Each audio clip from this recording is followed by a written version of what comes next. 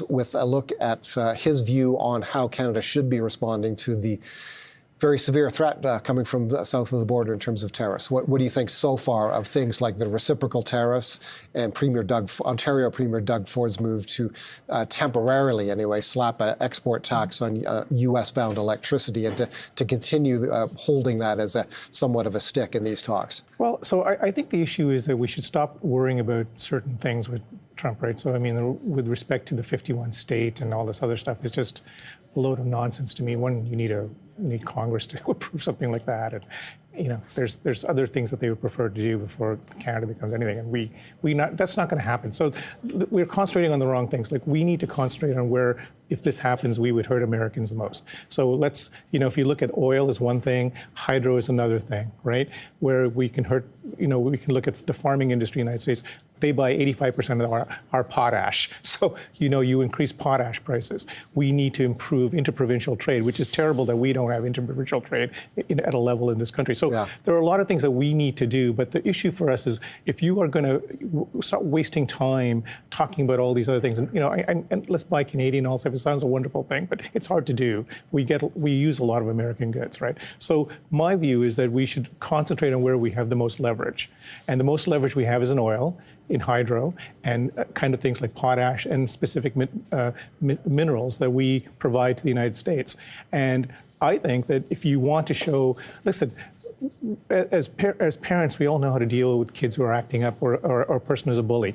And that's what this person is. And so you need to show that you're not scared of that issue and say, we're going to do all this stuff. And that's fine. You can do what you want. We're going to increase tariffs on these things, and then we'll see how your economy survives. And it's going to hurt us no matter what. So we might as well just step forward and stop, having this kind of battle with him and battle of words with Donald Trump. You're just never going to win that anyways. He's just very good at that, right? And so we're fighting. That kind of battle is silly to me.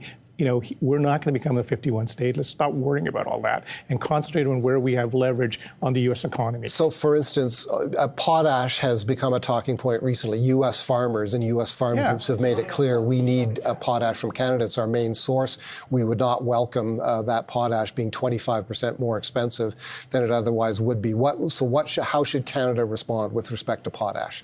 I think they should increase the tariffs on potash by 25%. So that would be an export tax here in Canada, effectively, to make outbound potash more expensive. Right, and so the issue to me is that with all this sort of stuff, like even farming, I mean, the margin on farming is very narrow, right? And so, American farmers want to have wider distribution, all this stuff. They don't have the ability. Like on the last tariffs that he did, he actually gave the farmers a subsidy, right, to manage that whole thing. So any tariff money that they made went to the farmers to offset their costs. So you can't. There's no tariffs don't work, and there's a lot of academic research that shows all this stuff. And this is the problem, right? We're constantly thinking, oh well, he's going to, you're going to get this revenue. It's really offset by a lot of other things. So he's just using it as a threat, I think, more than anything else. Because if somebody really wanted to do that, they would put the tariffs on and say, thank you very much, move on, right? Where he keeps putting them on, taking them off. It's clearly the leverage mechanism that they want to use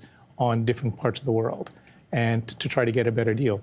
And USMC he signed that thing, and I don't know if you go back and look at what he said. Oh, this is the best deal ever. Yeah. Now you're going against everything that you said was the best deal ever. So clearly, you're not dealing with a person who is, rational about all these things. So we need to be able to say, these are the leverage we have. Let's use them effectively, and change our economy to be more interprovincial trade, do more trading with other partners, so we're not as dependent upon the United States, right? And it's clear that many countries around the world are realizing this, that the United States is not going to be there in many ways, whether it's on defense, whether it's in other areas, right? So we need to, as a country, be more independent in that way, and we can, right? We offer a lot of things here. Okay. That's Paul Harris and his view on how Canada should be responding to the tariff